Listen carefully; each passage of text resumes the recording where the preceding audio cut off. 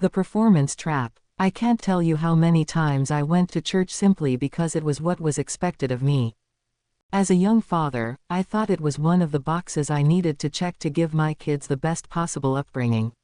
We joined a local church with plenty of activities for children and young families. Before long, our calendar was full of church events, and yet deep down, I knew something was off. The sermons were seeker-friendly. The music was uplifting. I'd look around and see people genuinely enjoying themselves, singing loudly, even the occasional hand-raised "Hey." It was a Baptist church, so let's be honest, that was rare.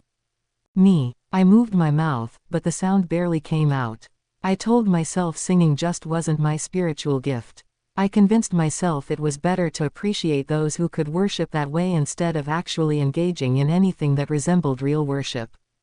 In my mind, my spiritual life became just another process to manage. Show up weekly, execute efficiently, get it done. The more streamlined I could make Sunday mornings, the better I thought I was serving my family. I approached church the same way I approached a monthly expense report at work. I knew exactly when we needed to leave the house to secure prime parking. I had mastered the most efficient route from Sunday school to the sanctuary to claim my preferred seating. I knew the least noticeable time to slip out for a restroom break. I even perfected the graceful early exit during the final hymn, because the countdown to kickoff was a legitimate concern. If there are crowns in heaven for efficiently managing a Sunday morning as a family, I was confident I had several waiting on me. And when someone asked, "How are you doing?" I knew the acceptable responses. Blessed and highly favored. Better than I deserve. Or the safe and simple, "We're doing good." Anything deeper felt risky, so I stayed in the safe zone. Keep it surface level, check the boxes, get in and get out with minimal effort. If I'm honest, it was all a performance. An effort to maintain perception.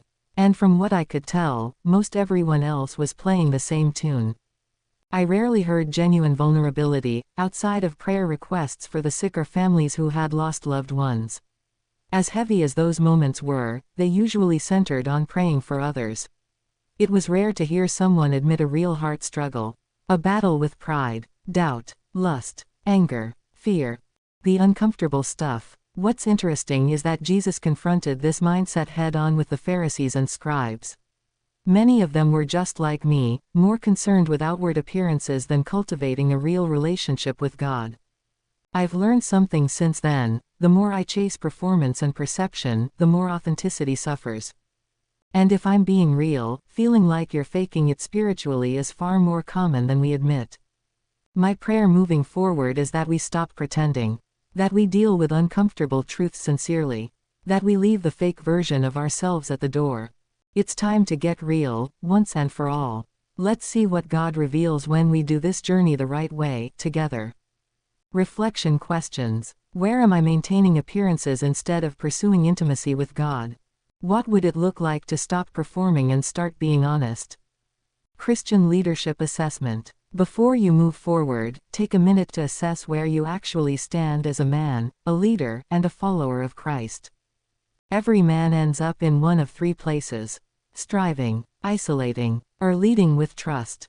Most guys don't slow down long enough to recognize which one is shaping their decisions, their habits, and their spiritual health.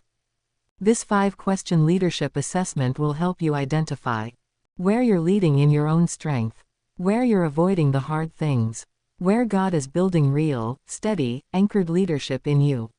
This isn't about perfection, it's about awareness. Because a man can't lead his family, his team, or anyone else if he isn't leading himself well first. Take the assessment and step into the next level of leadership God is calling you to. Web links.